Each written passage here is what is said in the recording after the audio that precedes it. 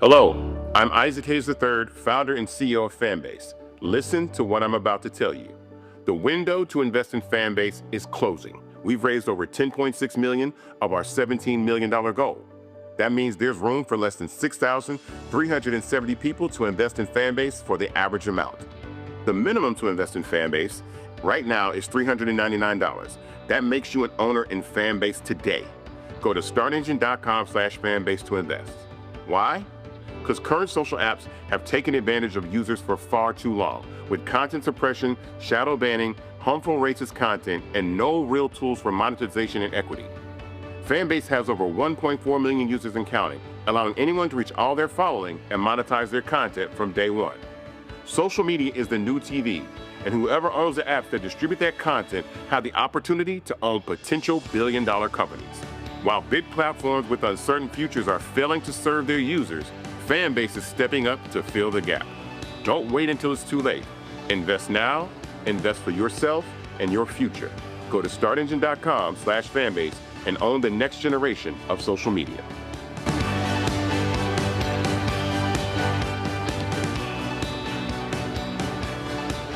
Folks, Black Star Network is here. Hold no punches. I'm real revolutionary right now. Support this man, Black Media. He makes sure that our stories are told. Thank you for being the voice of Black America, Roland. Stay black. I love y'all. All momentum we have now, we have to keep this going. The video looks phenomenal. See, there's a difference between Black Star Network and Black-owned media and something like CNN. You can't be Black-owned media and be scared. It's time to be smart. Bring your eyeballs home. You dig?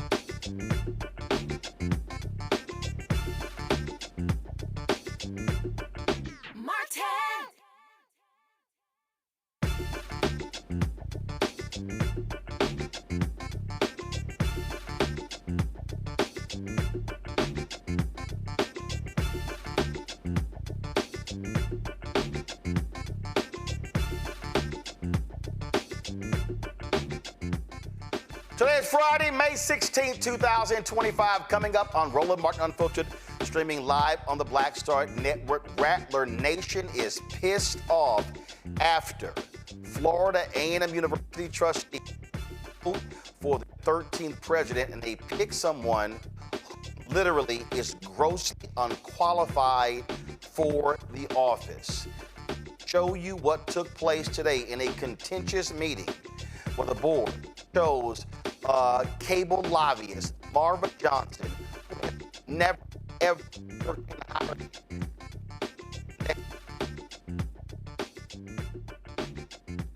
dollars, 3 times more than what she made as a lobbyist.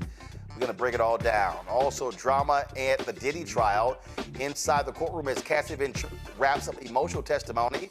We'll talk with legal analyst Candace Kemp. Folks, a major Supreme Court ruling could change the way police use of force. This judge, Sinyangwe, founder of the Mapping Police Violence, joins us to talk about this huge Supreme Court in a 7-2 vote slaps down Donald Trump when it comes to using a law to ship out Venezuelans. Why is the DOJ trying to charge a black member of Congress with assault in that melee that happened outside of the ICE Detention Center in New Jersey? We're going to talk about all of that, y'all. It is time to bring the funk on Roland Martin Unfiltered on the Black Star Network. Let's go. He's got it. Whatever the miss, he's on it. Whatever it is, he's got the scoop, the fact, the find. And when it breaks, he's right on time and it's rolling. Best believe he's knowing. Putting it down from sports to news to politics. With entertainment just for kicks, he's rolling. It's on go, roll, y'all. It's Roland Martin, rolling with Roland now. He's funk, he's fresh, he's real, the best, you know he's Roland Martin now.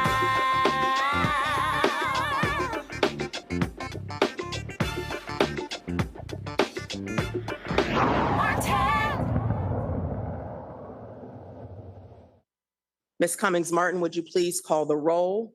We will ask each trustee to state the finalist who you cast your vote for. Thank you, Madam Chair. Trustee Brown, Marva Johnson. Trustee Bryant, Dr. Donald Palm. Trustee Crossman, Marva Johnson. Trustee Figurs, Trustee Figurs, Trustee Jane Gainey, Marva Johnson. Trustee Gibbons, Marva Johnson. Trustee Harper, Dr. Donald Palm. Trustee Lawson, Marva Johnson. Trustee Perry, Dr. Donald Palm. Trustee Reed, Dr. Donald Palm. Trustee Vasquez, Johnson. Trustee Washington, Marva Johnson. and Trustee White. Marva Johnson.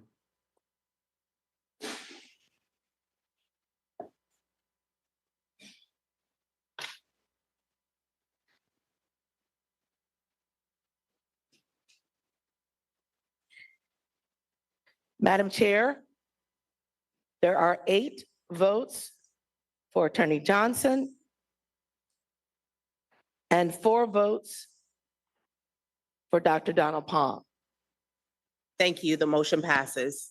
Marva Johnson has been selected as the final qualified candidate under the position criteria as president-elect for recommendation to the Board of Governors for confirmation. Congratulations, Ms. Johnson. Folks, this was a rigged election. It was fait accompli. Marva Johnson faced a crowded room at Wednesday's meet and greet at Florida A&M alumni and stakeholders as they questioned her qualifications and political influence. Who is she? She currently leads the state government affairs for Charter Communications. Here's what's also crazy. She requested a salary range of $450,000 to $750,000, never revealing what she currently makes as a lobbyist for Charter. Well, I actually talked to a number of people who are in the cable industry. Her salary range is anywhere from $200,000 to $250,000. So Marva Johnson is going to make 3 times as much money in 1 year as the president of Florida A&M, as it would take her 3 years to earn as a lobbyist. Here's what's also crazy about this whole thing here, and that is they prevented the board chair from being able to actually negotiate the salary. How the hell did they settle on $750,000 for somebody who literally is grossly unqualified? Now, let me be real clear. There are a number of people who have called this a MAGA takeover. Florida A&M is a state university. The governor picks who's on the board of trustees. And so this is what happens. I'm not talking about MAGA. I'm not talking about the GOP. I'm not talking about any of that. And here's the deal. Be very clear. I know Marva Johnson. I've met her, have talked to her at numerous cable events over the past 20 years. And this is what, if Marva Johnson came on this show, and we did reach out to Marva, I texted her last week, she was getting on a plane, and I invite her to come on the show to explain this whole deal. But let me be real clear. If Marva Johnson was interviewing somebody for a job to work on her staff as a lobbyist for Charter Communications, and if they presented the kind of resume that she presented to be the president of Florida A&M University, not only would Marva Johnson not hire them, I can guarantee you they would not even get an interview. That is how weak her resume is in order to lead this institution. We showed this the other day. And I believe it is incumbent upon us to do this again, because when you're talking about being the president of a university, leading an institution, 10,000 students, you kind of got to know what you're doing. You kind of got to have a sense of what you're doing. I need everybody to understand, again, I'm not talking about MAGA. I'm not talking about GOP. I'm not talking about the role that she played as being a delegate or an elector for Donald Trump and then supporting Ron DeSantis, any of that. I'm talking about qualifications. And isn't it interesting that we're living in a moment where Donald Trump and Ron DeSantis and MAGA and Republicans are attacking DEI, and they're talking about merit, merit, merit, and they literally put a black woman up for a job to be the president of arguably the top 3 HBCUs in America, and this is her resume. Guys, this is not hard. This is not hard. Group vice president, regional vice president, state government affairs, Charter Communications, Bright House Networks, corporate vice president, government and industry affairs. Then you go down to corporate vice president, technology policy and industry affairs, interim vice president, CLEC operations, director, carrier services and financial operations. Y'all, that's it. That's her resume. She hasn't even been an adjunct professor at a college or university. Now, she served on the State Board of Education. Okay, she's a board member for 8 years, chair for 4 years of the Florida State Board of Education. I'm sorry, that ain't it, y'all. That's not it. So I can understand why Rattler Nation is angry and upset of what is going on. What's crazy is they're going to be paying a grossly unqualified person $300,000 more, $300,000 more than they were paying the previous president, Dr. Larry Robinson. That is absolutely insane. Show these board members. Show the board members. These are the board of trustees. And show the next one. 8 of these folks. Here's what's crazy. One of these people was literally installed on the board yesterday who still voted today. Who still voted today. Do you understand how insane that is? I don't know what these folks were thinking, but there's no doubt in my mind when the board had 3 esteemed candidates and they shoehorned Marva Johnson in at the last second, folks, it was already decided. It was already done. This cake was baked. They basically decided, Ron DeSantis said to his people, make my girl the president. And in the 8-4 vote, that is exactly what they did. It was extremely contentious today. There were folks who spoke at the hearing. And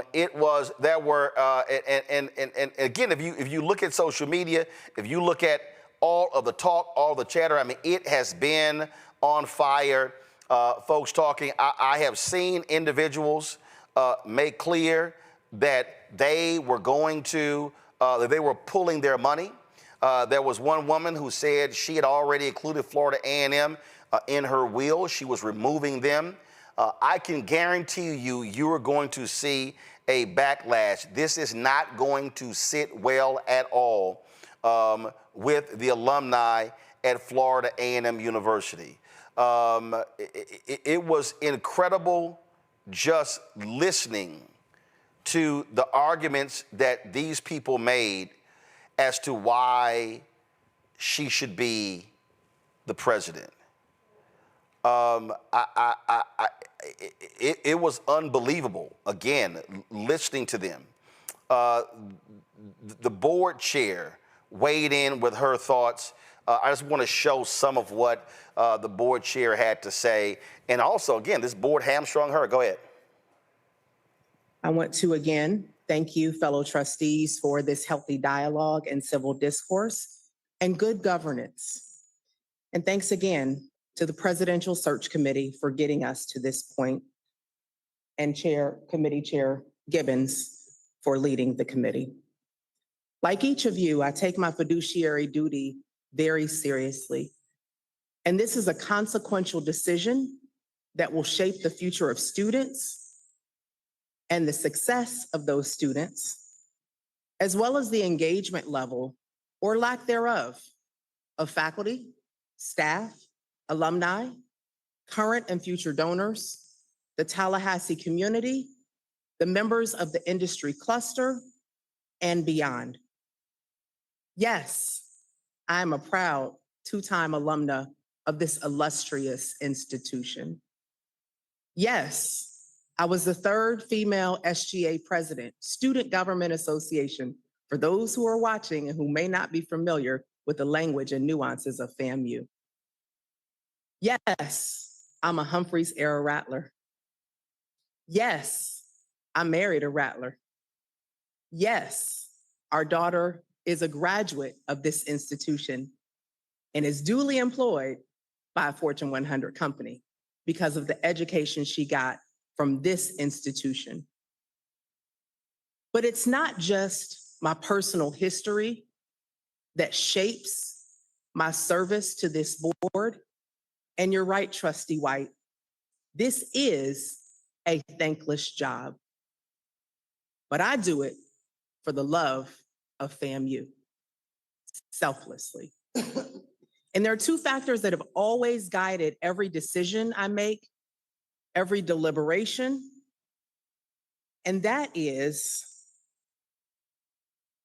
student success and the perpetuity of FAMU. I'm a huge believer that what gets measured gets done. And I welcome the performance-based funding model. I embrace the accountability plan. I am extremely proud of the progress that this university has made with this board, as well as with predecessors who have preceded the roles in which we now sit. That in our 137-year history, we have reached historic highs as it relates to four-year graduation rates, in spite of.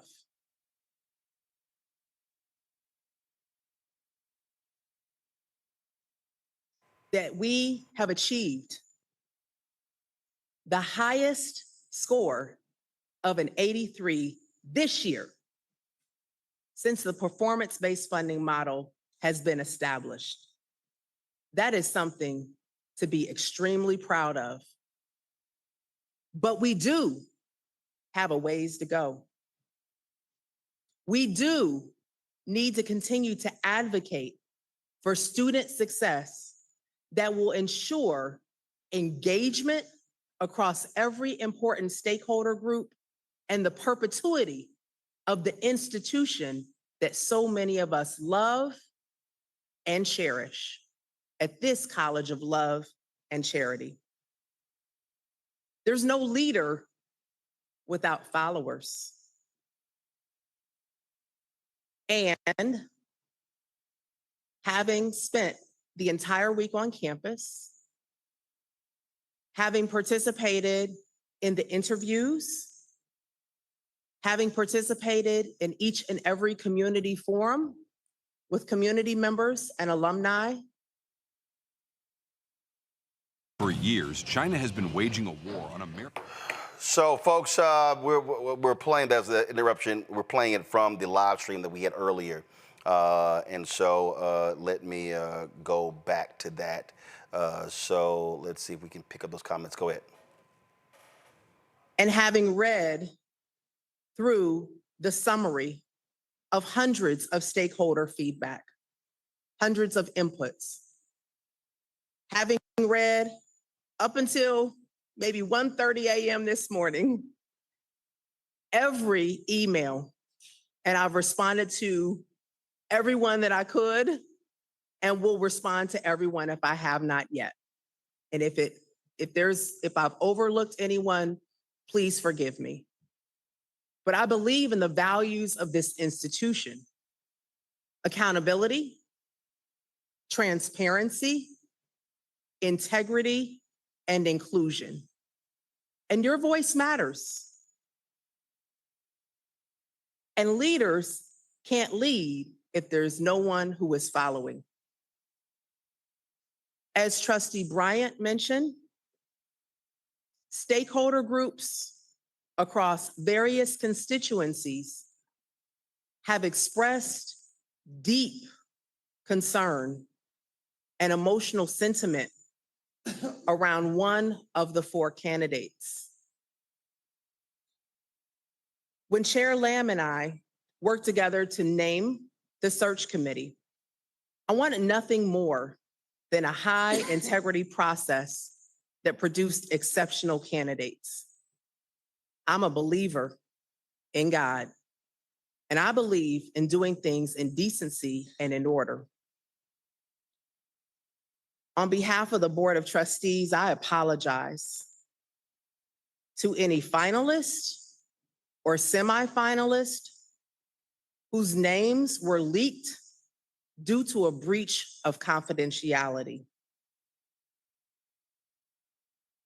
What was circulated about one of the candidates, one of the finalists, prior to this week, in spite of that, I came into this week with an open mind, but I was left feeling empty.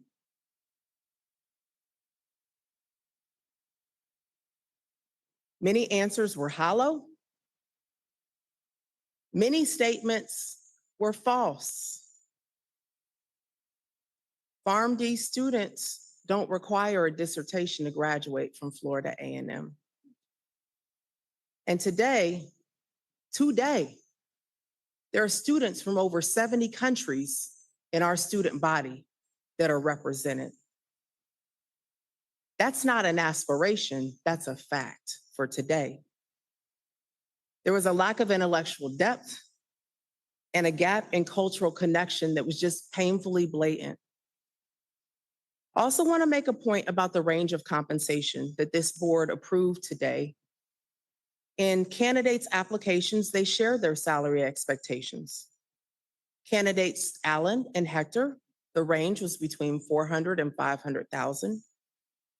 Finalist Johnson, $750,000 base plus additional performance-based compensation and commensurate benefits. And finalist Palm, negotiable. As a fiduciary, I don't think it's financially responsible to select a finalist whose qualifications pale in comparison to others and whose salary requirements we cannot afford. I want to go on the record to reflect the hypocrisy. I also have to go on the record as a Black woman. In an age of merit-based hiring decisions, how can one justify settling for a candidate who does not meet all of the position criteria, or turning a blind eye to exceptionally qualified candidates? As our beloved Joe Bullard would say, the difference is clear. With that, my vote today will be for the candidate who I believe has the executive presence, the institutional knowledge, the love for FAMU, a deep and abiding desire and proven ability to engage authentically with every stakeholder group, because every stakeholder group matters. One who will not shrink from the pressure or the history, the challenges or the gaps that have gotten us to this point. Because there are so many things that still we need to course correct and we need to close the gap for so that this institution will remain in perpetuity. Zayla Bryant, the Florida A&M University student body president, she said this. For the sins. As a trustee who was chosen by the student body, supported by the alumni, taught and shaped by professors, faculty, and staff, and constantly receiving messages from aspirant potential Rattlers. As a president who has made history on this campus, I'm a proud part of FAMU history, and I understand legacy and the importance of my position. The students have spoken. The alumni have spoken. Faculty and staff have spoken. History has its eyes on us, and I would be remiss if I were to take my position in vain and not vote to be the voice that has chosen me to be their voice. Out of the selection pool that we have seen this past week, I am unimpressed, and I am concerned gravely at the choices that were supposed to be the top picks for our beloved university. I'll take this time to show my support for candidate Dr. Donald Palm, because he is the only candidate out of all of my conversations and deliberations with students that I never had to question who his priority is. And as members of this board of trustees, people in leadership and people who care about education at its highest, I think it's important that we always understand that the reason why we are here, that the people who put money in our pockets, that the reason that we have any significance or influence in these chairs right now are the students. So understanding that that had to be a question is absolutely unacceptable. I won't speak on a specific candidate, but the amount of disrespect and disregard that I've seen this week from candidates was astonishing. And I hope to never see that or choose that for my beloved campus. Those are my final remarks. Joining us right now is Rob Hardy, a graduate of Florida A&M University, prominent film director as well as producer. Rob, glad to have you here. Your classmate, alpha brother, Will Packer, was very vocal against this hire. And again, this is what I said at the outset. I'm taking MAGA off the table. I'm taking the GOP off the table. I am looking at the 4 candidates based upon their resume. And I showed on this show yesterday the resumes of all 4 candidates. And there is no way that if you had 100 people and they said, pick the most qualified out of these 4, out of the 100, I believe 0 would pick Marva Johnson based upon her resume. This is not about gender. It's not about anything. This is fundamentally about qualifications to be the president of a 10,000 student university. You know, you are absolutely right.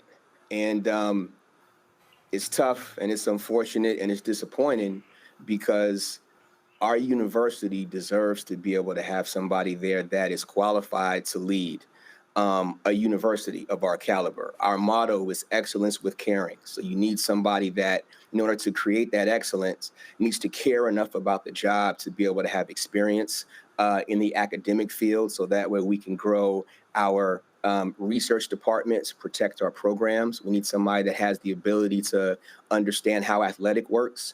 So then that way we can expand our programs, recruit more students, leverage the relationships that we have. Somebody that's able to inspire and support the faculty, so that way they feel comfortable and seen enough to be able to pour into our students, and ultimately understand that as a university, our responsibility is to the students.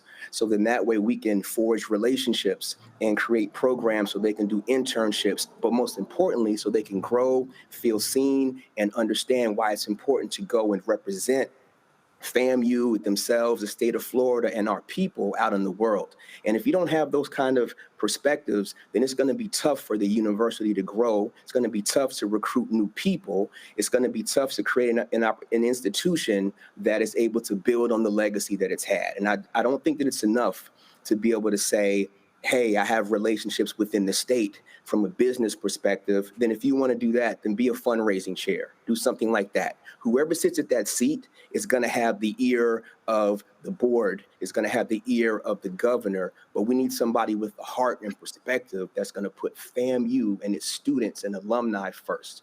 And unfortunately, it doesn't appear that that's what we have right now. Let me say this here, and as someone, first of all, people need to understand, my first paid job was reporter at the Houston Defender in 1990. I covered the firing of James Douglas as university president. So for 35 years, I've covered numerous HBCU presidents being hired, fired, actions of the board.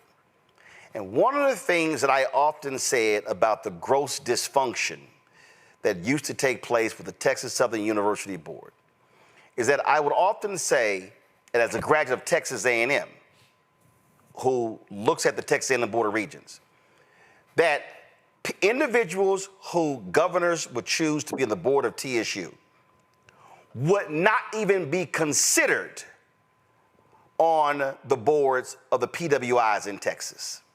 So let's be real clear. There is no other institution in Florida where Marva Johnson would have been a finalist to be the president of the university. Not the University of Florida, not Florida State, not the University of Central Florida, not Florida Atlantic, not Florida International, not even a community college in Florida. She would not even make the cut. But what Ron DeSantis has decided is that it's perfectly fine to put a grossly unqualified person to lead that little black school in Tallahassee. That's literally what they're saying with this choice. Well, listen, I know that you have a whole situation with hiring a new president at University of Florida. So you can use that as an example as far as the candidates that were available for that job and the resumes that came with that. So that speaks to everything that you're talking about. It'd be different if even the candidate that was chosen had the qualifications on paper, which they don't. At least that way, then it'd be a gray area as far as who's the best for the university, what are the real motivations, but it's not. It's a stark contrast between someone that has university experience, someone that has research experience, someone that has experience working with students, and someone that completely doesn't. You're absolutely right. In none of those other scenarios would this candidate have even been up for review. They would not have passed the first phase. Unfortunately, we don't know who the other people were that were in that initial pool, but given the group that moved forward, she clearly was not in the lead on paper as far as her experience. And on top of that, there was a really visceral response from the alumni, from the students, and from the faculty of not wanting this person to be the one that's in the top seat. But still, the board members voted her overwhelmingly into that position. What is also strange to me is they purposely would not let the chair of the board negotiate the contract, which typically happens. And then what did they do? They chose somebody who actually had a conflict of interest. Nicole Washington, and I'm going to show because her photo needs to be seen. Nicole Washington is principal of Washington Education Strategies, a national education policy advisor. I don't know what the hell that even means. But they chose her to negotiate this salary, which is interesting because she and Marva Johnson were appointed by, she's a former Rick Scott aide who was appointed with Johnson to the State Constitution Committee in 2017. That's not who you want negotiating a contract. Right. That's your homegirl hooking you up. And that's exactly what happened here at a salary of $750,000. And I'm telling you, I know the cable industry well. Marva Johnson was not making, she was making between $200,000 and $250,000 and is telling that she would not disclose her salary. She's going to get paid triple what she was making as a lobbyist for Charter Communications. Absolutely. Absolutely. And listen, you know, that's the actions speak for themselves. The fact that the person that was in that position that was supposed to make that transition, that was supposed to negotiate that salary, that was supposed to negotiate what that package would look like is not able to do that. Somebody that's related to the incoming president, not related by blood, but as far as relationship, is able to negotiate that. Those are all the, you know, that gets added to the list of inconsistencies throughout this process that unfortunately we've been forced to deal with. And it's not because people haven't been galvanized to make our voices heard on the student side, on the faculty side, and on the alumni side. It's just because, unfortunately, the board is who makes all those decisions. And even though there was overwhelming support, and it was said on the call that there was overwhelming support for another specific candidate, Dr. Palm, I'll just be honest, was the name that was mentioned on the meeting. Those were largely ignored when it came down to the vote. And it's just really tough and disheartening, as an alum that cares for our university and that we want it to be the best that it can be. And we show up and we give money and we give time and we give resources because we know what the importance of that institution and institutions like that across the country are. And so it's really tough in this moment. It's really tough in this moment. I take it you have been hearing from other alumni, and like perfect, I'm going to show this here. I saw this tweet earlier, and this woman, Christy Tillman, she posted, "I'll be calling FAMU Foundation as soon as I get home to turn off my monthly gifts, and will be calling my attorney to remove the university as beneficiary from my estate immediately. This is unforgivable." She then said, confirming, "I spoke with the advancement office and my contributions have been turned off. I'm only being public with this because this is the best way I know how to register my dissatisfaction with the process and the results." And then she posted the email, the cancellation of her gift. Are you hearing from other alumni? And are they saying that they are going to withhold their money supporting Florida A&M because of this ghastly decision by this Board of Trustees?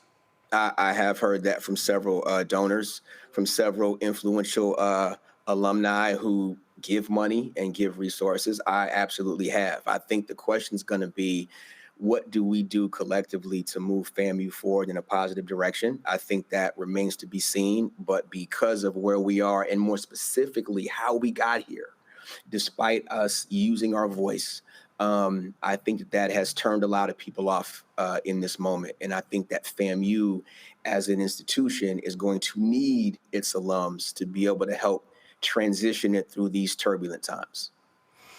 Rob Hardy, Frat, I appreciate you joining us.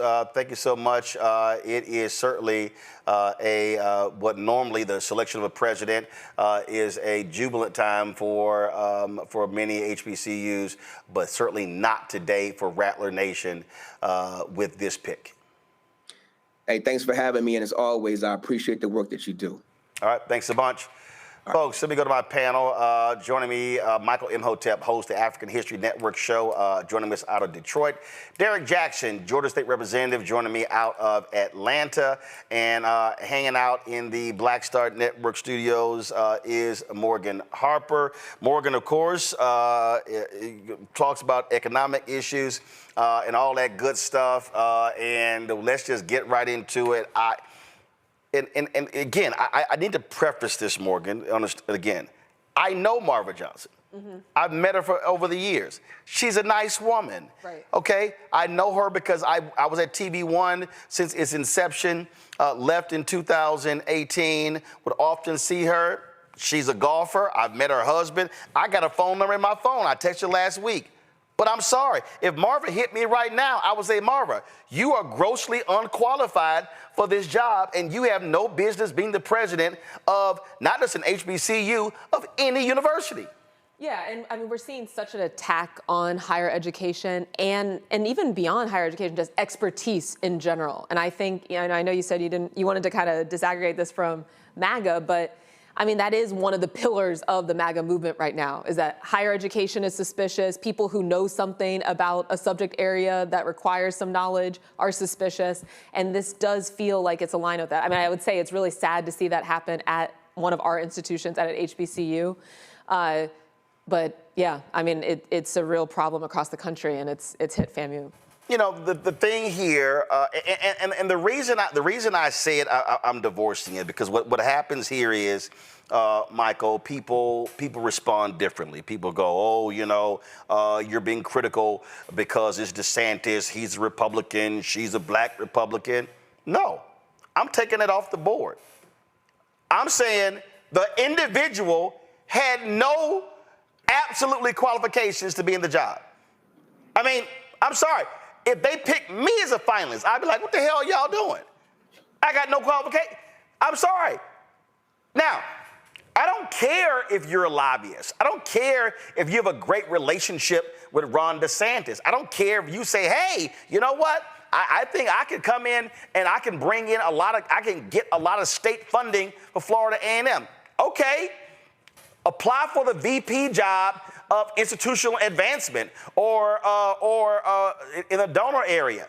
But to be the president, no skill set, you've never worked in higher education, you've never worked in a university in any capacity whatsoever, and the other three people, their resumes blow you away.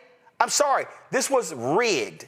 This was all about setting her up for the job, and I feel sorry for the other three candidates because they got screwed. Yeah, Roland, you know, I do follow your line of thinking, saying set MAGA apart from this, and just let's look at the qualifications. And based upon the qualifications, I didn't see the show yesterday where you showed the resumes, but just listening to this, but also either last Friday or Friday before last when you had Will Packer on, we talked about this as well and how Marva Johnson is totally unqualified for this job. Now, I used to be a consultant to a local community college here in Detroit. I've taught at a community college, and I've known college presidents, community college as well as universities, and I have not come across a college president that did not have a PhD. Okay, uses a PhD in education or some related field or something. Now, there probably are some, that 4,000 universities and colleges in America, there probably are some with no PhDs, but I haven't heard of many of them. Okay, but here's the deal. Okay, you know what? I was on the phone with somebody and they said, you know, there's a bunch of people with PhDs who should be president. Okay, gotcha. All right, so you said you didn't see it. Okay, this is Rondell Allen, Provost VP, Academic Affairs, University of Maryland, Eastern Shore. Acting Vice President for Strategic Initiatives, Dean, School of Pharmacy and Health Professions, Associate Dean for Academic Quality, Associate Dean for Student Affairs at Xavier University, Assistant Dean for Program Assessment, Xavier University. Okay, let me go back. Now, let me go up here. Donald Palm, who is Executive Vice President, Chief Operating Officer, Florida A&M. Okay, let's see right here. Florida A&M, tenure full professor, associate professor, assistant professor. Then you go to Executive Vice President, Chief Operating Officer at Florida A&M. Then you go down here to, let's go, Interim Vice President for Advancement and Executive Director, FAMU Foundation, Corporate Engagement Fundraising. Then you go down here, previously, Virginia State University, Executive Vice President and Provost, Vice President for Student Affairs, Vice President for Research. Then you go down here to, let's see here, Associate Provost for Undergraduate Education, Office of Academic Affairs, Associate Vice President for Academic Affairs, Assistant Vice President for Academic Affairs, all at Florida A&M. Then let's see here, okay? So let's go to the third candidate. Again, and I just want people to understand, I'm just walking y'all down of the actual numbers. Gerald Hector, okay, Senior Vice President for Administration and Finance at the University of Central Florida. Look at this here, Senior VP for Administration and Finance. Then you go down here and then you see Morehouse, Executive Vice President, Chief Business Officer. Then you go down to Cornell University, Vice President for Financial Affairs and University Treasurer. Then you go down, Vice President for Financial Affairs. Then you go to Ithaca College, Vice President for Finance and Administration. Johnson C. Smith University, Vice President of Business and Finance. United Negro College Fund, Corporate Controller. And then let's see, Deloitte and Touche, a public accountant. Those are the resumes of the other three people. And this is the resume of Marva Johnson. I'm sorry. It's not even a conversation. Exactly. So no background in higher education as well. No experience in higher education, as we talked about. Other than being on the State Board of Education for 8 years and 4 of those years was chair. That's it. Yeah, but actually working at an institution, none. Zero, zilch. And just to connect this, I know you want to try to disaggregate this from Governor Ron. No. But let me be real clear, Michael, why I'm doing that. Because see, folk want to play the, oh, you don't like MAGA Republican. No. They're the ones who are always talking about merit. They're the ones who are always trashing DEI. They're the ones who are always saying who's not qualified and who is qualified. Right. Boom! I agree with all that. I agree with all that. But also we have to watch, we have to watch for the hook, because this could be their play to set her up for failure. No. To what? Okay. No, that ain't it. This is, remember, in Florida, Ron DeSantis has been trying to take over the state institutions. He has been. I agree. So that, no. This is about Republican Ron DeSantis saying, I'm now about to run Florida A&M. I got my president, I got my board, and I don't give a damn what y'all Negroes got to say. I got my own Negroes. Oh, I know he has his own Negroes. I've been warning people he has his own Negroes. Yes, I agree with that too. Yes. Yeah, but you know, this goes back to when Ron DeSantis was running against Andrew Gillum. And I remember you had some black Pan-Africanists in Florida that said they weren't going to vote for Andrew Gillum because he didn't have a black agenda. And I said, Ron DeSantis has a black agenda. He has an anti-black agenda. And the anti-black agenda is worse than not having a black agenda at all. This is an example of what I was talking about. Derek, you are a state representative in Georgia. I guarantee you that if one of the state schools in Georgia hired somebody this grossly unqualified, they will be hearing from the Georgia Legislative Black Caucus. Not only will they be hearing from us, Roland, we will be protesting right now. Much like they're doing down in FAMU. It's my understanding that they've already gathered over 15,000 signatures. But in preparation for this topic tonight, I had to go and look up meritocracy because, and I love the way you got this frame and not focusing specifically on MAGA, although this is part of their agenda, right? I mean, Kevin Roberts from the Heritage Foundation, he specifically put this into Project 2025, but we'll put that on the shelf. And I looked up, Roland, meritocracy, because that seems to be the challenge of the season that we're in. And meritocracy says it is built on the principle that individuals who demonstrate the requisite skills and abilities and qualification, as you've been highlighting, should be the ones to achieve the positions of power, trust, and responsibility. And she does not meet any of this definition. In fact, if we want to really expand this conversation, Roland, look at the federal government. We can't find out one individual as it relates to higher learning and qualifications that are duly qualified, starting with the person that sits in the Oval Office, starting with the person that's dismantling the Department of Education, and so on and so forth. So this is part of their plan, Roland. The question is really now, what's our next move? And I watched Will Packer in your show yesterday, and some of the things that the alumni doing. And as you just already stated, people are going to be pulling their money out. And as the president of a higher learning institution, your primary job is raising money. So is DeSantis going to give FAMU some money from the state treasury? I don't think so. And so we're just going to have to watch what they're going to do. But the real question this evening, Roland, is what is our next move? Because those 10,000 students at FAMU deserve and demand better. I tell you what, Morgan, if I was a Florida A&M graduate, I'm disrupting, or a student, I'm disrupting everything. I'm making your job real uncomfortable. Yeah, and absolutely. And I do think it's important to connect up to these larger trends. Because like at Ohio State, for example, right now, we have someone, do you know the highest education that the president of Ohio State has currently achieved? What? A BA. Took over for a PhD engineer who was a disruptor, who was bringing in change. Who is this guy? This is the guy that is going to co-sign on totally dismantling any DEI effort at the university, eliminating the Center for Student Belonging that a lot of Black students found to be their home base at their experience at Ohio State. So, yes, particularly at FAMU, we need to be aware of what's going on, but this is a national effort again.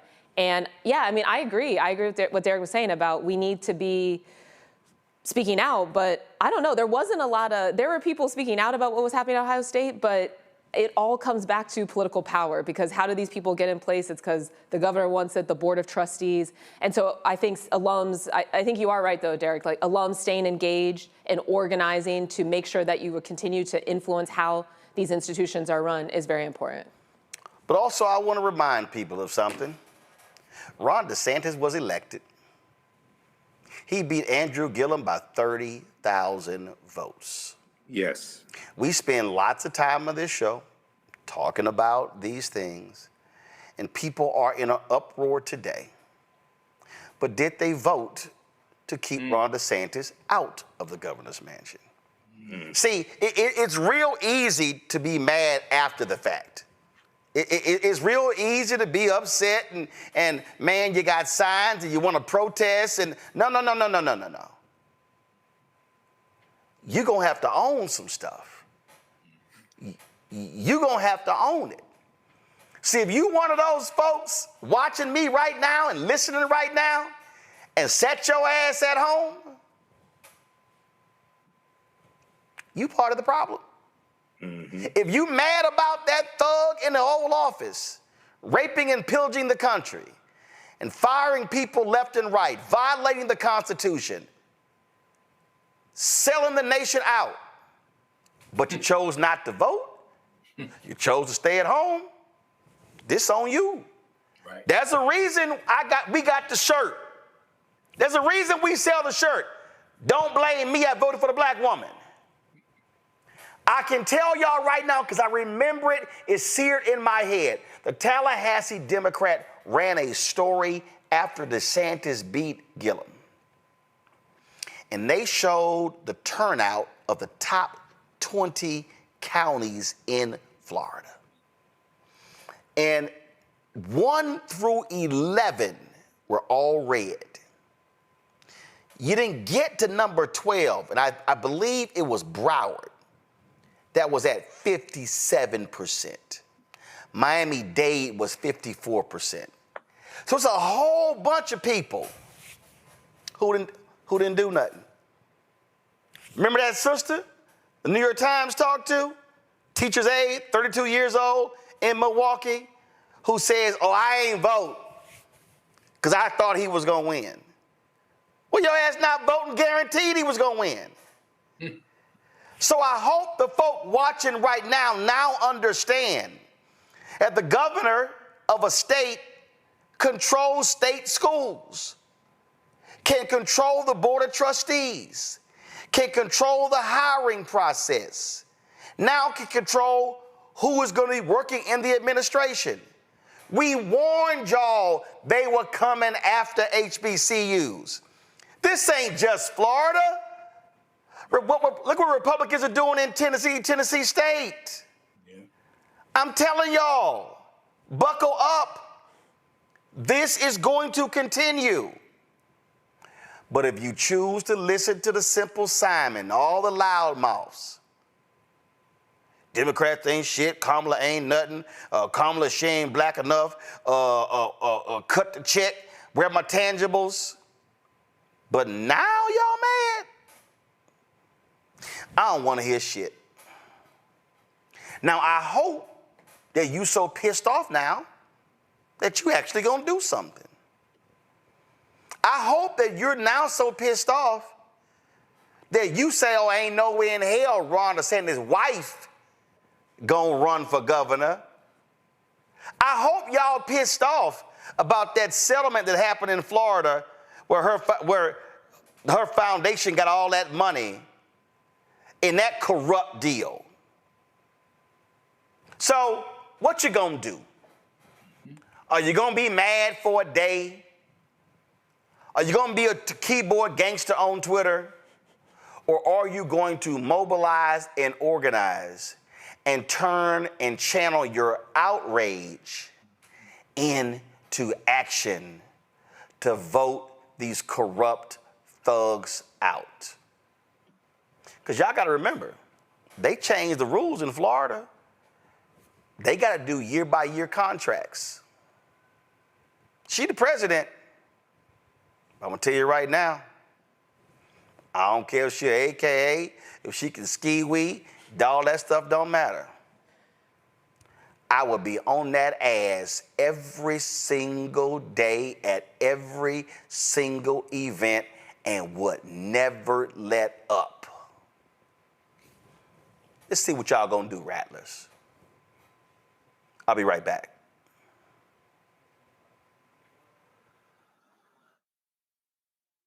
We are getting real about mother wounds. While May is the month that we shower mom with love, for some people, this time of year is a stark reminder of fractured relationships and feelings of abandonment. In this episode, we will be uncovering the trauma of mother wounds and sharing tips on how we can begin to heal them. What we don't talk enough about in our community is giving ourselves permission to even heal. That's all next on A Balanced Life here on Black Star Network.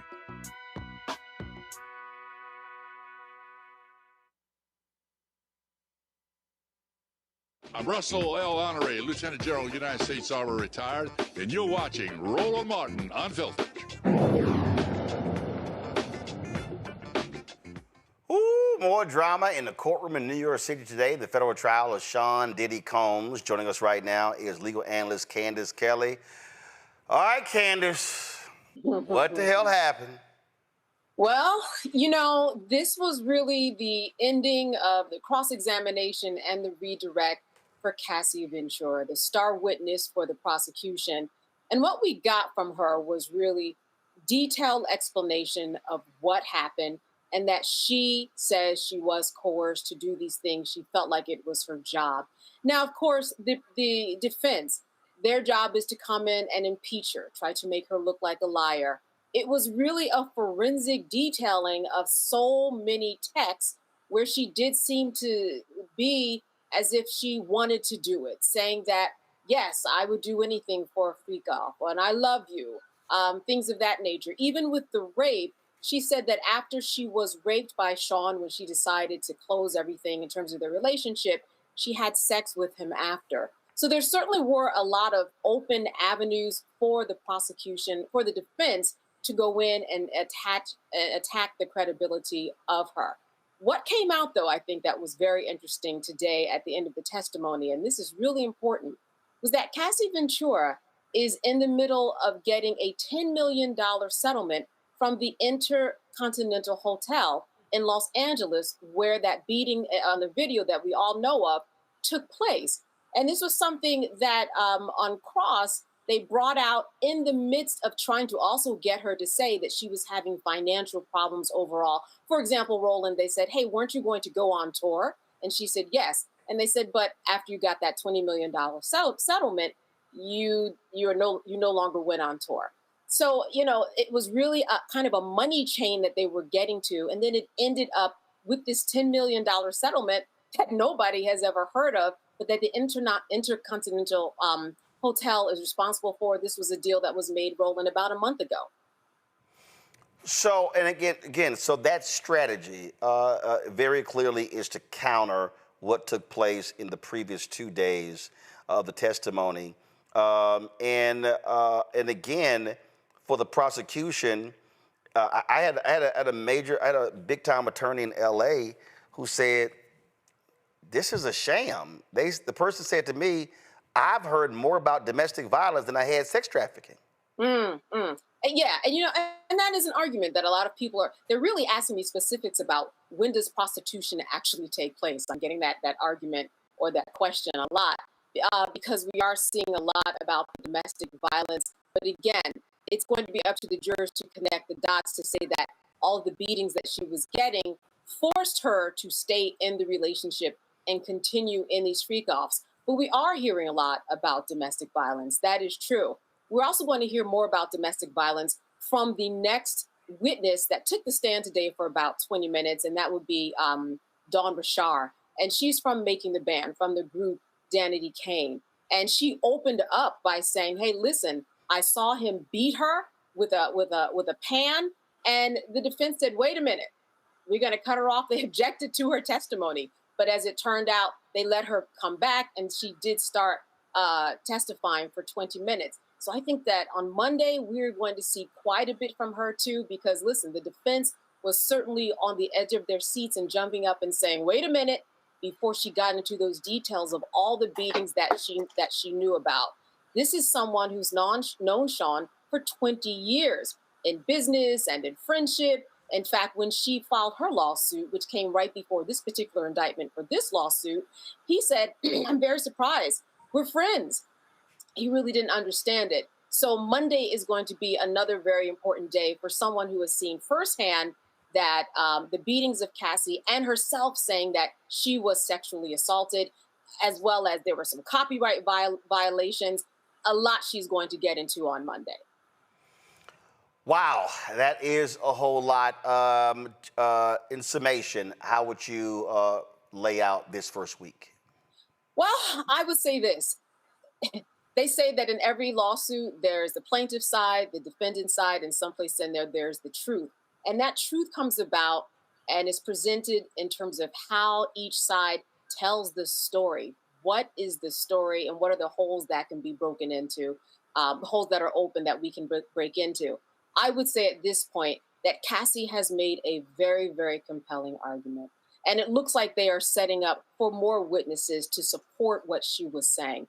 If we think about it, anybody that is a part of a relationship that might be abusive or coercive, this is actually what they do. They are taught by their abuser. They're taught by the person forcing them to do something, that this is normal.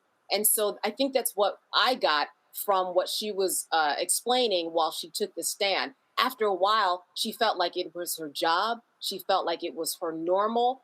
And then she was just stuck. She couldn't get out of it because every time she turned, Sean Combs was there making threats against anybody that she was going to be with, or blowing up their cars or calling them. And she felt like, I'm stuck. And so she's assumed that role for years. All right. Candace, great work. We'll chat with you next week. All right, then. All right. Appreciate it. Thanks a lot. Folks, we come back. Black caucus in Maryland not happy with Black Governor Wes Moore. He vetoes a reparations bill in the state.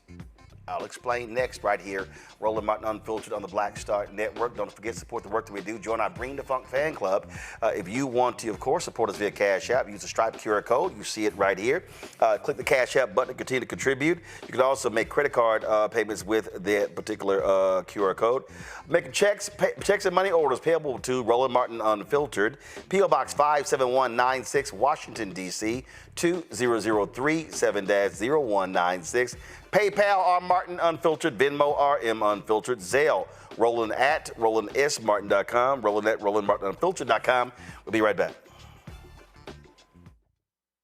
On the next Get Wealthy with me, Deborah Owens, America's Wealth Coach, we're talking about the difficulty of being able to acquire wealth for Black Americans. My guest, Emily Flitter, is the author of The White Wall: How Big Finance is Bankrupting Black Americans. The bad stuff that you feel when you're dealing with the financial services industry is not your fault. It's not your fault, and you don't deserve to be treated like this. That's right here on Get Wealthy, only on Black Star Network.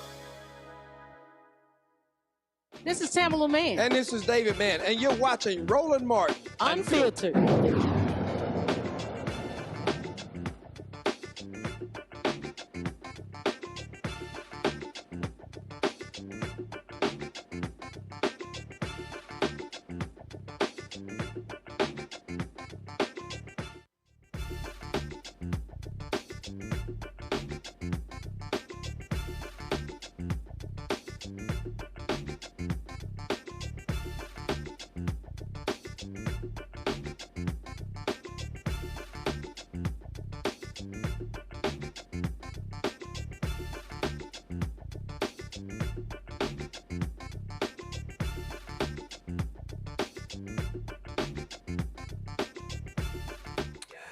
Folks, in Maryland, Governor Wes Moore, of course, the nation's lone black governor, issued 23 vetoes today, and one of those includes a reparations bill.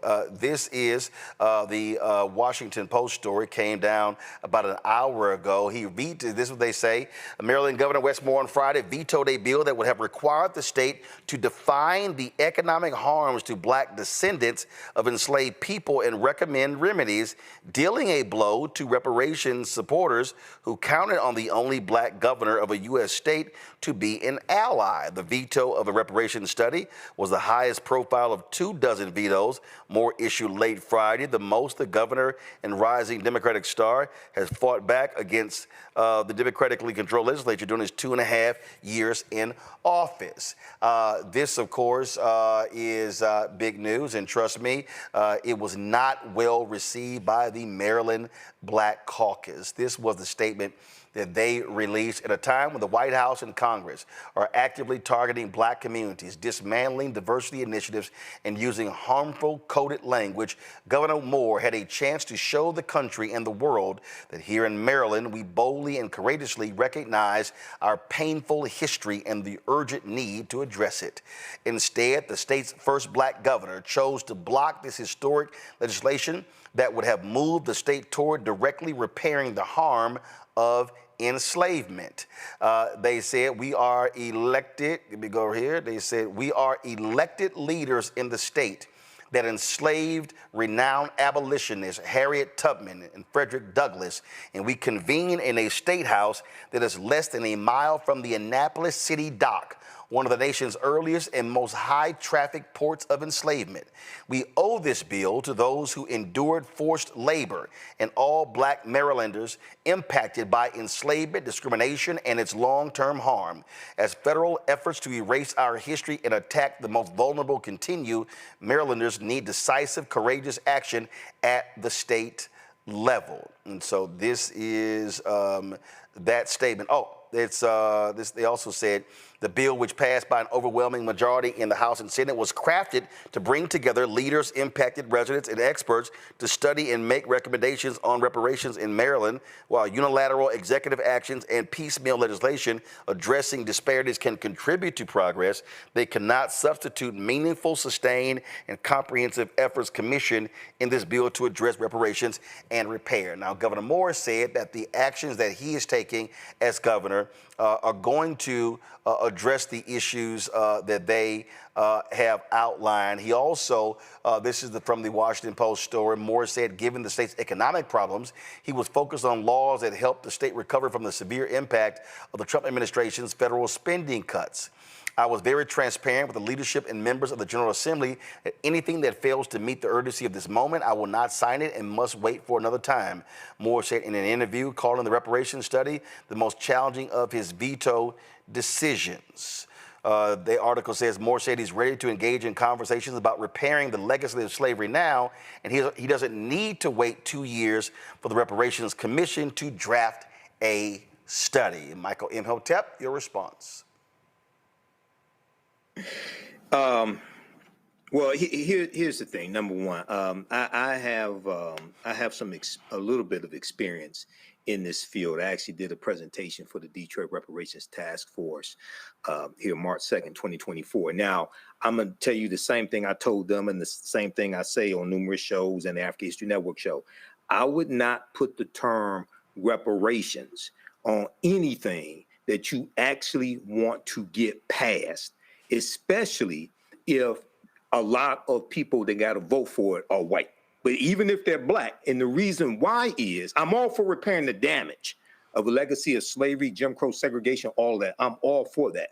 But what happens is a lot of these efforts get attacked, undermined, imploded, and you get a lot of people who walk away disheartened. Now, one thing he did say is that he was already enacting policies and quote unquote a culture of repair to remedy the harms of slavery. This is from the Washington Post article that you're reading from as well. So what I would focus on and what I encourage people to focus on is the structural inequities that exists right now in Maryland, California, whatever it is, and deal with the laws and policies that were put in place that created those structural inequities and trace that back to slavery, trace that back to Jim Crow, et cetera, and deal with repairing those structural inequities. But I don't, I saw a previous article 6 days ago from thegrio.com about this, and I'm someone who focuses on actually being able, not focusing on studies, but actually getting policies put in place that are beneficial for African Americans that will withstand legal challenges when you get sued to overturn it. I'm focused on the end game.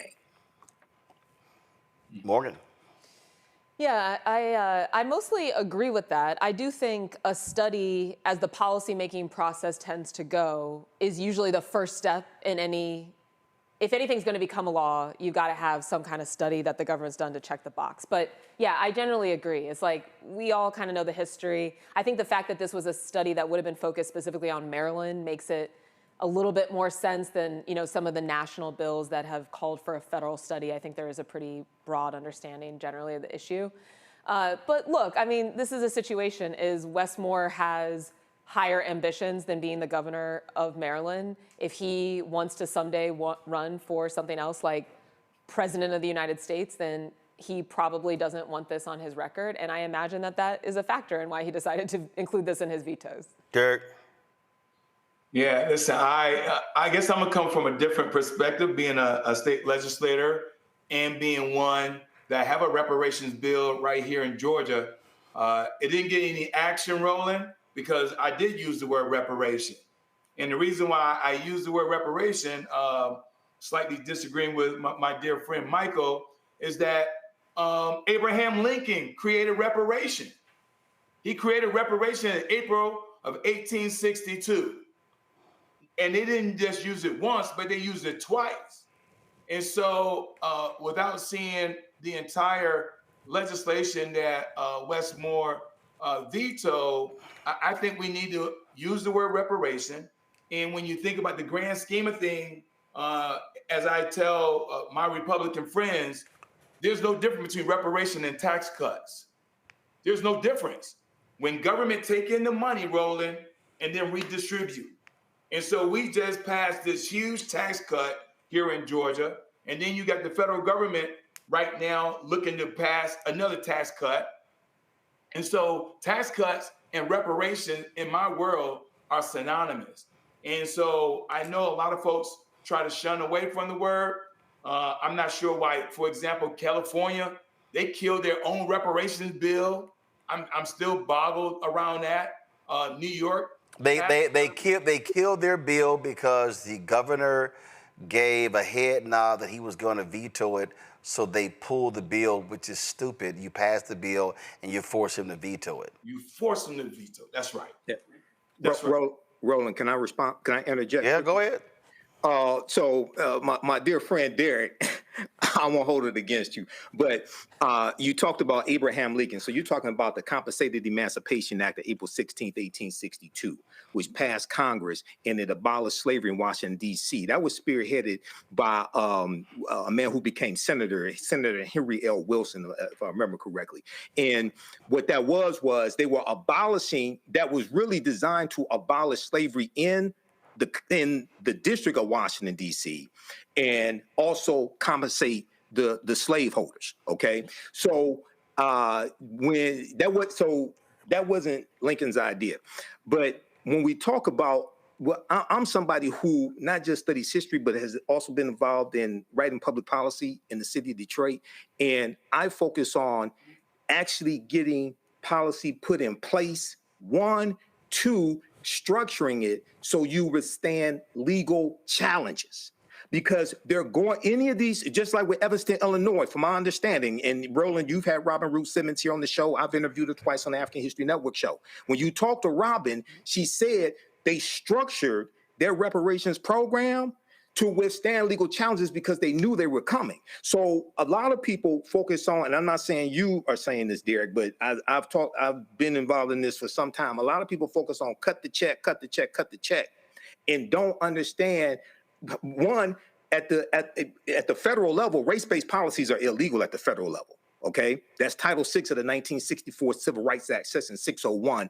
non-discrimination federally assisted programs. 2, a lot of states have various laws that ban race-based programs. California was one of them, which is why the California Reparations Task Force, they structured theirs based upon lineage, having to trace your ancestry back to someone who was either the descendant of slavery or came to the U.S. prior to 1900, because they knew, you talked to Camila Moore, who's an attorney, who was the chair. Camila Moore said they knew they were going to be challenged in court. So when we deal with this, and I think it's also important to understand, we have to go after low-hanging fruit, because we're in a even more anti-Black climate, where you had the $2.2 billion that was given to Black farmers, okay, under the Biden-Harris administration. That got attacked. We know it was $5 billion before that, farmers of color, including Black farmers, in the American Rescue Plan. That got stopped by groups like Stephen Miller's group, who's a senior advisor to Trump right now. Go ahead. Derek? Yeah, but it only got stopped because it involved giving Black people money. It got stopped because it's challenged in court, yes. But wait a minute, Michael. So if you go back to 1862, yes. The only reason why I use Abraham Lincoln, because he was the president. But 1862, April 18, when he gave $300 per slave owner, they were all white men. No, there's about six black slave owners in Washington, D.C. that also filed petitions, and they got reparations as well. Go ahead. Hold on. But majority of the population, correct, $300 per slave, were white European men. And then they turned around 4 months later, Congress said, hey, we're going to give you land too. So if you're a white European man, we're going to give you 160 acres. The only thing the Homestead Act. Only thing you need to do, that's right, the Homestead Act. Only thing you need to do is live on this land, use this land, till this land, and you got 160 acres. Pay the taxes. With about $5. But that 160 acres amassed to 271 million acres of land in the United States. Yeah, and they gave away land for 124 years up until 1976. I teach this history. I'm familiar with it. The Homestead Act. The demographics, my dear friend, they were white men. Of course. And so if the court of law is going to say you can't give money to Black people, but you turn around right now, if they pass this tax bill, the top 1%, what's the number of population of the ethnicity and race of the top 1%? Probably 90% white. I understand that, but when we talk about legal challenges, Morgan, do you want any part of this? Well, here's what I would say is the fundamental thing is, if we're in a position now, to me, is if we're in a position where we have only one Black governor in the entire United States of America, and he's not even willing, because Michael, I consider a study defining economic harm for Maryland as pretty low-hanging fruit. If you're not willing to support that, God help us. But here's the thing, right? Here's the thing. Studies, like, what have we been talking about? Studies and actually implementing law are implementing policies that are beneficial. And Michael, wait a minute. Michael, hold up. Yeah. All across the country,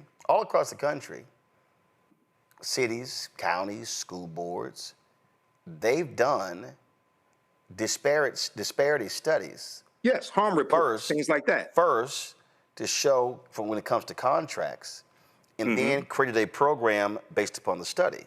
So to Morgan's point, what's the big deal with a study going forward, but as the governor, you still do the things you say you're doing? Why can't two things happen at one time? Well, as I said, I'm all for repairing the damage of a legacy of slavery, Jim Crow segregation, things like this. What I would do is focus on, if you want to study something, I would focus on studying the present day structural inequities, study the laws and policies that created those structural inequities, that created the harm, and trace that back to slavery. I personally, and I've said this repeatedly over and over again, I would not put the term reparations on anything that you actually want to get past. When you are a minority population, when you're dealing with an anti-Black society, No, we got to. Let me, Roland, you smarter than me. Why do most slaves that run away at nighttime and not in the daytime? That's true. Why do most slaves run away at nighttime and not in the daytime? Because they knew they had a better chance of staying gone if they ran away at night. I'm saying we got to learn how to run away at nighttime. Okay? Hell no, don't put. And the other thing that we have to learn how to do is show how the policies that disproportionately positively benefit Black people are good for everybody. That reduces opposition. Didn't say it eliminates opposition, but it reduces opposition. Too many of our people get caught on the reparations treadmill and keep running around generation year after year after year doing the same damn thing. No, we haven't figured this out. I'm all for repairing the damage. Focus on present-day structural inequities. Focus on housing disparities. Focus on educational disparities. Got it. Like this. When you do your study, I got it. Because I've read some of those harm studies. I got Trace that back to the policies that go and trace that back to slavery. Final comment from Derek. Final comment from Morgan. Then I'm going to a break. Roland, Adam Clayton Powell, Thurgood Marshall, Dr. King, and all the others who were part of the civil rights movement, they didn't create something else. They used the Constitution.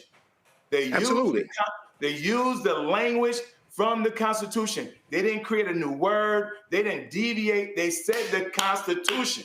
And so all I'm saying, if we're going to go back to the past and look at the ills of this country, then we just say Abraham Lincoln and everybody else in 1862 used a form, and it's called reparation. Morgan.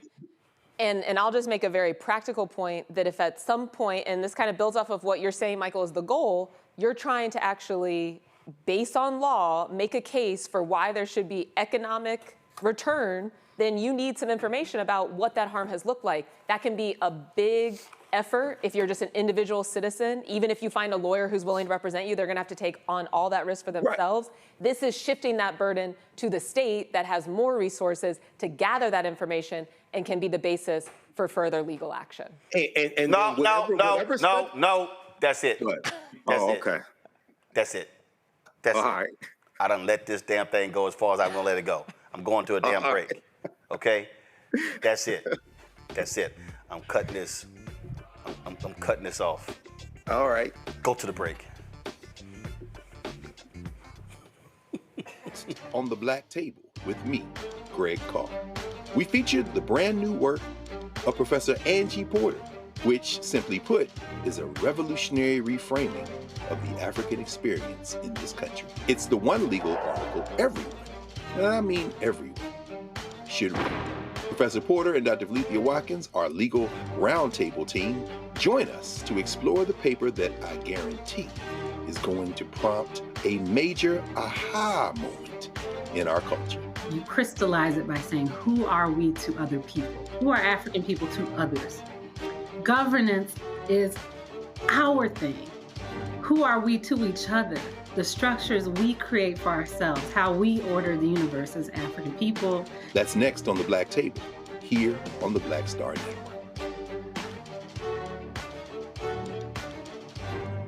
Now streaming on the Black Star Network. In France, me and Tony, and accidentally went to the Louvre, right? I had never been, and I saw a side door. And we got off the little bus. I said, come on, let's go to the Louvre. I mean, I'm just like, let's go to the Louvre, right? We're here. This black girl is at the door with this white guy, black African girl. And she says, oh my gosh, Vanessa Bell Calloway. And I'm like this, you know me? And come to find out we were at the wrong door. But she said, I'm gonna let you just go in here. But I was in Paris, France. And that shocked me. She knew my name, she knew me. She knew my movie. You know, so it's like, you just gotta, they say, build and they will come. Put it out there, people will find it. They will come.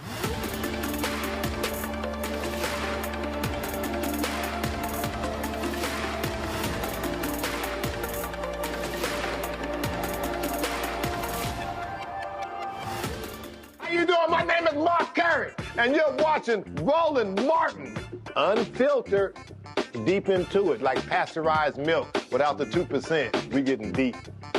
You want to turn that shit off? We doing an interview, motherfucker.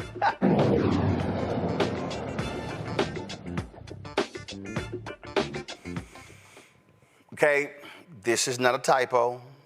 I did not fall and bump my head. This actually happened. This current United States Supreme Court issued a unanimous 9-0 ruling that could actually make it easier to challenge police use of force in court. Okay, I just want to make sure lightning is not going to all of a sudden hit. This is real. The justices rejected the moment of the threat idea. Okay, I want y'all. I know. This is a conservative Supreme Court. Okay, super duper about law enforcement. Okay, but they actually heard it. They rejected the moment of the threat doctrine, which limited courts to evaluating only the exact instant an officer perceived danger before using force. Instead, the court ruled that judges must consider the totality of the circumstances, including events leading up to the critical moment when deciding if an officer's actions were reasonable under the Fourth Amendment. Samuel Sinyangwe, founder of Mapping Police Violence, joins us right now. And Samuel, were you even shocked with 9-0? You know, I was shocked that this was a 9-0 decision given this court and some of the previous decisions that it's made on a host of issues. So it was a shocking ruling, but it was a good ruling. And so, you know, I'm not mad about it. Okay, so explain to people who have no idea. Like literally people in the chat are going, what? What the hell? Is this a joke? So explain what this actually means. So this moment of threat doctrine is a doctrine that has been in place in 4 of the judicial circuits. So a lot of the South, even New York, Connecticut, you know, a number of states, not the whole country, about a third of the country, the jurisprudence was saying that when you look at an officer who uses force against somebody, if they shoot somebody or beat somebody up, whatever the type of force is, the courts instruct the judgment to be made only looking at the moment that the officer used force and not the events leading up to that. And there are a host of situations where looking at the events leading up to the officer using force can very much change your decision about whether that officer acted reasonably. And so in this particular case, and a number of cases like it, there are cases where, for example, the police will conduct a traffic stop. And, you know, they'll walk over to the vehicle, they will get license registration, and, you know, officers have policies usually where they're instructed, you know, not to reach into the vehicle, not to get in front of the vehicle, because if the person drives off, you know, that could put the officer potentially in danger. But in some cases, the officers, let's say they think the person's gonna try to get away and drive away. Some officers will like jump on the front of the vehicle, jump in front of the vehicle, put their arm inside the vehicle, try to restrain the driver and the steering wheel as they're driving away. And then as the car is going towards them, let's say they jump in front of the vehicle, then because of their actions leading up to that decision, right? They jump in front of the vehicle, then they say the vehicle's coming towards them and they shoot the driver saying that their lives were in danger. So if you're looking at moment of threat, the courts in those 4 circuits instruct the judgment to be made only in that moment that the officer fires their weapon. So they'll say, okay, the car was coming towards the officer in that moment. And so the officer might have reasonably believed that their life was in danger. And they will say, well, the officer acted reasonably. Now we can't pursue a lawsuit against that officer. We can't hold that officer criminally liable because we're only looking at that moment. But if you zoom out just a few seconds and see, actually, the officer broke their own policies, jumping in front of a vehicle, putting their own life in danger, and then using that as an excuse to then take somebody's life or seriously harm somebody, then you might actually rule the officer acted unreasonably and pursue accountability. And what the Supreme Court said is you actually do need to take into account what the actions of the officer leading up to that moment that they use force. And that's important because there are so many cases in which the officers sort of, their actions precipitate, they escalate the situation, then use that escalation as an excuse to harm somebody. This is a huge decision because, again, it gave cops so much leeway to do whatever they wanted. Absolutely. And it also didn't make sense that in a third of the country, the courts were looking at police use of force differently than in the remainder of the country. So you had this uneven sort of justice system where in some places it's easier to hold police accountable, but not others. And those places that it was more difficult tended to be in the South, tended to be places with large Black populations. So we were bearing the brunt of that. And what the courts did with that 9-0 judgment was say all across the country, you need to take into account the officer's actions leading up to using force. And that accounts for about a third of all cases where the police kill people in the United States are within those 4 judicial circuits that now have to change their judgment to incorporate that past actions of the officer in that decision. Questions for the panel. Derek, you first.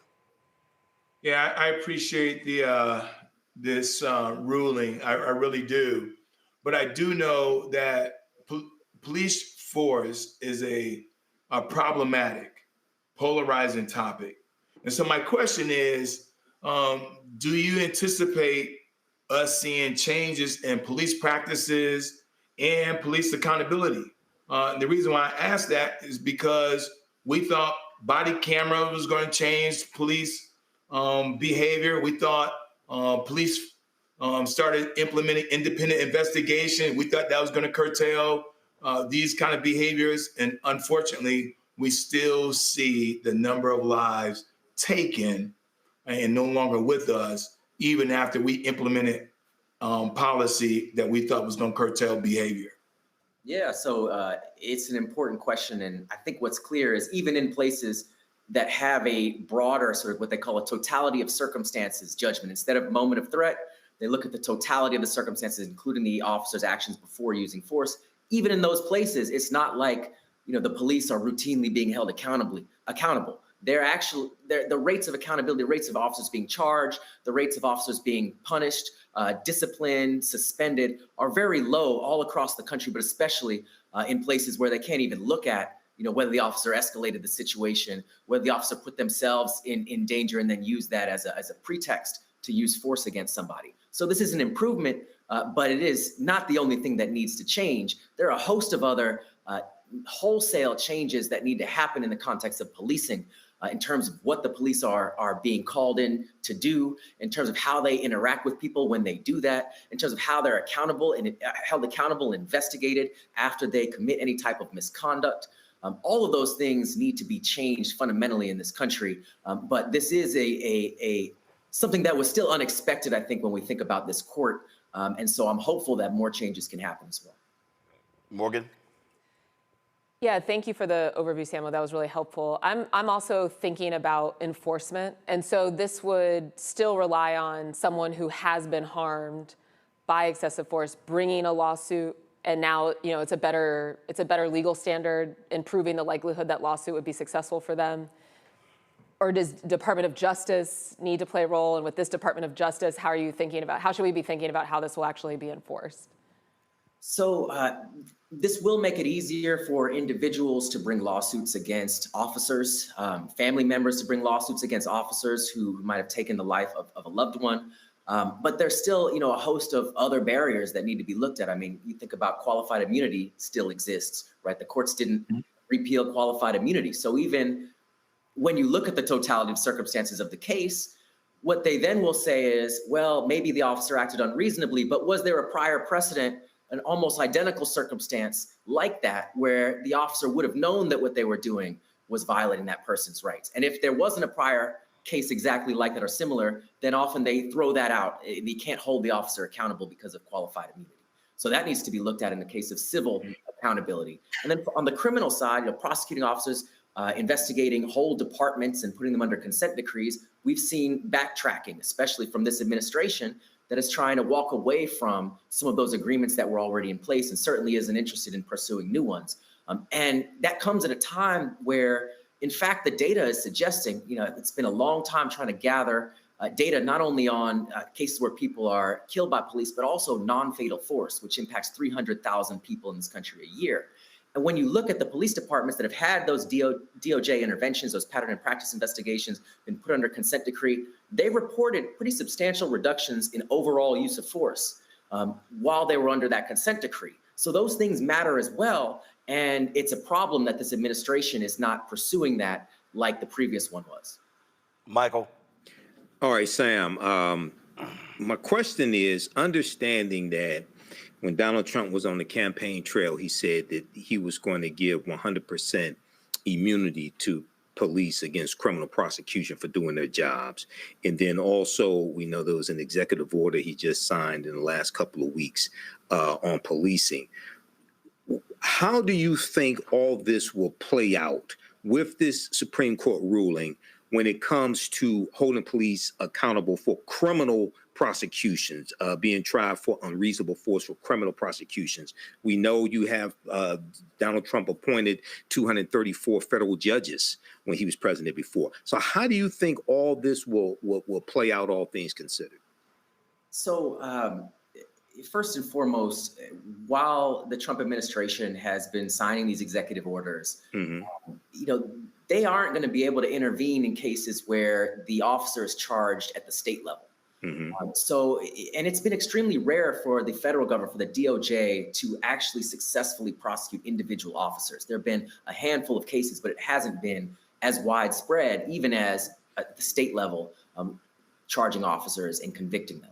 So that will continue, and that will be something that, as the courts now are being instructed to look at the totality of circumstances, hopefully there will be a higher probability of accountability in those kinds of cases. So, because of federalism, there's still the possibility of holding police accountable at the state level, even as the federal government tries to do everything they can to make that more difficult. Right. All right. Thank you.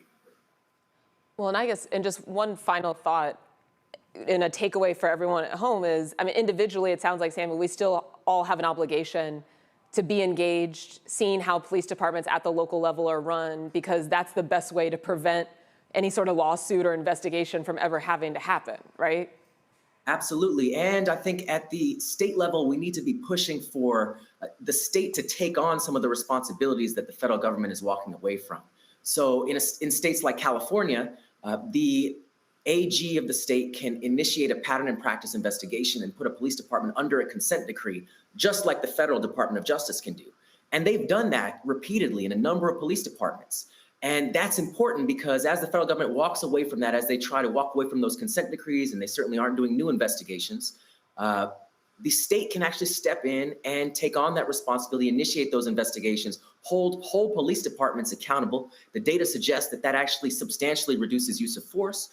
And in addition to that, can pursue individual charges against officers and change some of their practices to have those independent investigations and prosecution of those officers, to make sure that the standards that they are using are consistent with the Supreme Court jurisprudence, and to also make sure that at the civil accountability dimension, that they're addressing qualified immunity. So there have been states, I believe Colorado is one of those states, that took action after the murder of George Floyd to create their own state-level statute that essentially invalidates qualified immunity. It allows for officers to be sued and for those lawsuits no longer to be obstructed by this judgment of whether there was some prior precedent that's almost exactly like it that would have to be in place for that officer to be deemed to have acted, unreasonably. So states can step up. They should be stepping up, especially in states where legislators, you have more Democratic legislators. They should be pushing for policies that can take on these responsibilities and hold the police accountable right now, because we can't expect the federal government to do that for us. All right, Samuel, we surely appreciate it, man. Thank you so very much. Absolutely. Folks, going to a break. We'll be right back. Roland Martin Unfiltered on the Black Star Network. Don't forget, support the work that we do. Join the Brina Funk Fan Club. I'm going to contribute via Cash App. This is the QR code to use. This is the Stripe QR code. You can also use that QR code for credit card as well. If you want to make a check and money order, make it payable to Roland Martin Unfiltered. So you're checking money order to P.O. Box 57196, Washington, D.C., 20037-0196. PayPal, R. Martin Unfiltered, Venmo, RM Unfiltered, Zelle, Roland at RolandSMartin.com, Roland at RolandMartinUnfiltered.com. We'll be right back. Now streaming on the Black Star Network. In France, me and Tony, and accidentally went to the Louvre, right? I had never been, and I saw a side door. And we got off the little bus. I said, come on, let's go to the Louvre. I mean, I'm just like, let's go to the Louvre, right? We're here. This black girl is at the door with this white guy, black African girl. And she says, oh my gosh, Vanessa Bell Calloway. And I'm like this, you know me? And come to find out we were at the wrong door. But she said, I'm gonna let you just go in here. But I was in Paris, France. And that shocked me. She knew my name, she knew me. She knew my movie. You know, so it's like, you just gotta, they say, build and they will come. Put it out there, people will find it, they will come.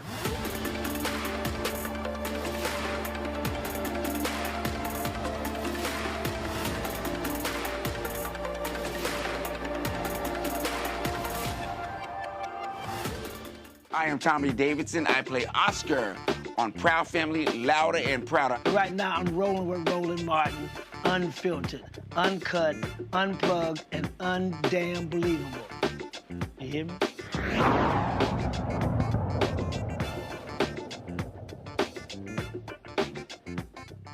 Yep.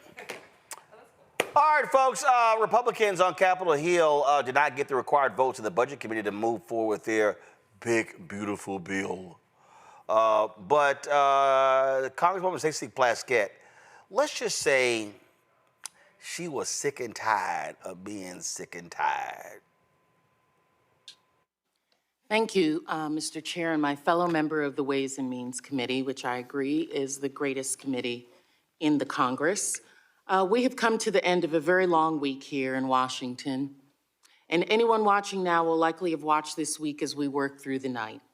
Starting on Tuesday, Ways and Means Committee spent over 18 hours working through the night and into Wednesday trying to avert the catastrophic impact that this legislation will have. We watched Republicans give away the farm to greedy billionaires, the CEOs and corporations, making permanent tax cuts for the richest and trying to trick the rest of Americans with a set of minuscule measures that are all temporary and only serve to pull the wool over taxpayers' eyes. That overtime tax that they were talking about, temporary. Tips, temporary. Taxes for the wealthy, permanent. Don't be fooled. It's about the wealthy people in this country, not you and me. Our Republican colleagues in the Energy and Commerce Committee tried to rip away health care from Americans that need to pay for their giveaways to big corporations and the rich. Republicans are stealing from the poor and giving to the rich, feeding the king from the people's forest, from their own communities, while cosplaying as Robin Hoods. My colleagues talk about a strong country. We're gonna be weaker because of this legislation. You can believe that. And listen, when Democrats were in charge, we instituted so many things that expanded work for all Americans. We increased health care.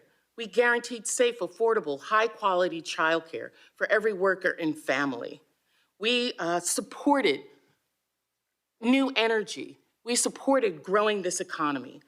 Democrats temporarily expanded the child tax credit, giving so many children a chance. And we did this in a manner because we were concerned about the deficit. Listen, I'm concerned with SNAP. I'm concerned with Medicaid, Pell Grants, energy manufacturing. Those are important to me. That represents trillions of dollars that they have cut. But if they're really interested in being fiscally responsible, then don't give such big cuts to the rich. Actually try and balance a budget. Actually try and bring down the deficit. If you want to take away all of those things from the neediest, take away some shit from the rich as well. But you don't want to do that. You want to give them more off of the backs of American people. You're going to cut SNAP by $300 billion. Medicaid, healthcare for the poorest, $700 billion. You won't even give a cut to individuals making over $1 billion, which would have taken away $1 trillion that we could put back into other things. This is about the wealthy. This is not about the American people. I yield back. Well, now, Morgan. Signs of life in the U.S. Congress. I ain't got no problem with her cussing. Go right ahead. No, I mean, I think the times demand it. I mean, this reconciliation bill is ridiculous. It's, like she said, going to cut so many support services that are critical for people like healthcare, but just let me count the ways. I mean, there's a moratorium on any state being able to pass a bill that would regulate AI. Imagine what that would be. No, that's just dumb. What? That's just dumb. That's just dumb, exactly. But that would unleash free reign to big tech to further endanger children, pick your poison, whatever. So, but you know, I do think it's important, like one of the real sticking points in this bill is the SALT deduction. Yep. And so, you know, we have the moral arguments that we love to make, but ultimately this thing is coming down to a very, not even rich person. I mean, it's definitely an upper middle class to rich issue, but it brings in a lot of different types of people that don't want to have to do. Well, the problem Republicans are facing is that there are a lot of Republicans who come from blue states, and the numbers don't lie. There are a handful of blue states that drive 70 to 80% of America's GDP. Right, right. And so those Republicans are like, I got constituents who are high, who have, you know, homes that are 500,000 on up. They want that damn deduction. They want that deduction so that they're not getting they're considered double tax on property taxes. They will be able to deduct more of that, especially if you own multiple homes, for example, all of that. So it'll be really interesting. Yeah, I agree, Roland. The politics on this are not clear, and it is not clear what Mike Johnson's going to do about it. Derek, they had a vote. They couldn't get it out of committee, and then they like, all right, y'all just go home. We'll see y'all next week. You know, I enjoy the fact that they couldn't get it out of committee. In fact, that's where we get the opportunity to kill some of these bad bills in committee. But here's the broader picture, Roland. This DOGE agency that was illegal, never created by Congress, they said, hey, we're going to be able to pay for this. We're going to be able to pay for these tax cuts. But when you ask where you're going to get the money from, Medicaid, Medicare, Social Security, where 73 million citizens rely on Social Security right now, Roland. A good chunk of those citizens are elderly, children, and the disabled. Some of the most vulnerable citizens in our society. We're going to take from them so Jeff Bezos can get a bigger yacht. So Trump can accessorize this $400 million jet he got from Qatar. This makes no sense to me. We should be focusing on Medicaid expansion, helping the least of these. We have over 700,000 unsheltered individuals in this country, and we are up here talking about continue to extend a tax cut to help the top 1% that do not look like us on this panel. And so that's just incredulous to me. It's appalling when we have so many other pressing things, but yet Republicans do not want to talk about debts and deficit right now because they're trying to pay for a tax cut that they can't pay for. Michael? Yeah.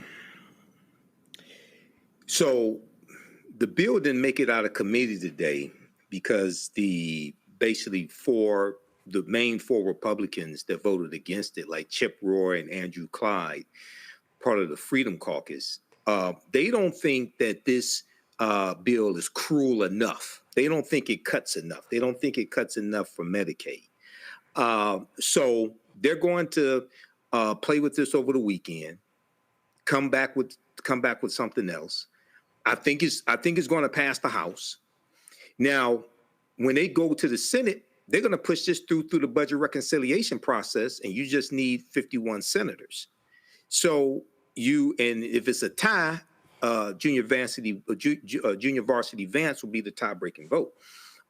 So there's going to have to be pressure put on some vulnerable Republican senators to block this if it passes the House and when it gets to the Senate. But once again, this is consequences, dire consequences. People can literally die from losing Medicaid. Okay, these are the dire consequences of elections. And I know we keep talking about don't blame me, I voted for the black woman, but a lot of these Republicans, their own white Republicans who voted for them, poor Republicans who voted for them, are going to be hurt by this. Yep. Folks, our final story. I saw this, and you know, when it came across my feed, I was shocked. I was stunned. I was overwhelmed. I could not believe my eyes. And as this was happening, I was praying. I hope the water doesn't work. The Nottoway Plantation, the largest antebellum plantation remaining in America, folks, burned down. Built in 1859 by enslaved black people. John Randolph, a sugar plantation owner, he owned about 150 slaves.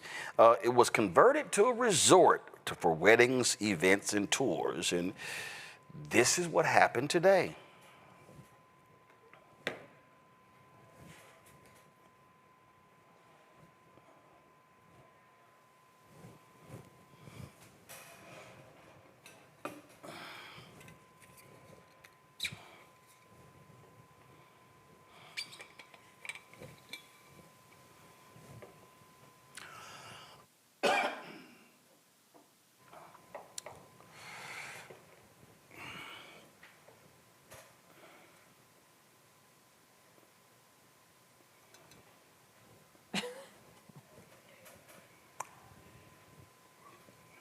Y'all need some water? Need some water, Nottoway Plantation? I want that shit to be ashes. These punk asses literally turned it into a resort, Michael. Yeah, you know, I've heard of different things like this, and a couple years ago, I heard about this trend of white people going to plantations as a resort and on vacations and things like this, and they tended to skip over the fact that they were enslaved Africans. When they take them through the tour and all this, you know, they talk about the workers and this is where the workers slept and things like this. Is like, yeah, okay, all right. You know, there's a song called The Roof is on fire. We don't need no water. Derek, go ahead. Listen, I have no sympathy when these types of things happen. And the reason why is because what they're trying to do up in Washington, D.C., Roland, I mean, they're trying to stop the African American Smithsonian. They want to talk about DEI as if it's a bad thing, diversity, equity, inclusion. And so, I have no sympathy of this particular horrific place that were built by slaves. Is the roof is on fire. Morgan. Share the sentiments of my co-panelists here. Goodbye, no sadness, and anybody who's getting married on a former plantation, I know where they might want to go to. So. YouTube probably is going to block us, so Keenan, you're probably going to have to edit this out. And so when I was going to the golf tournament, the Afro Creek golf tournament today in Maryland, and I saw this video, I just immediately thought of Morgan's state of Ohio.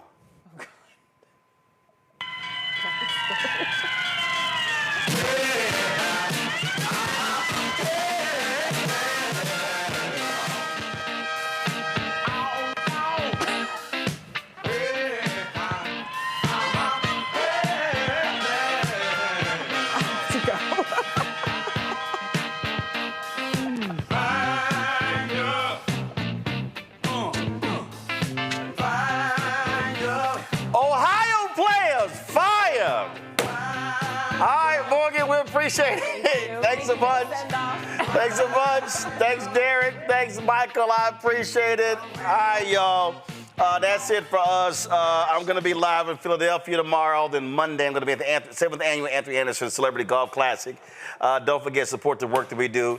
Join our Bring the Funk fan club. So you're checking money. First of all, use Cash App. Use the QR code for Stripe. So you're checking money order. P.O. Box 57196, Washington, D.C. 20037-0196. Makes checks and money orders payable to Roland Martin Unfiltered.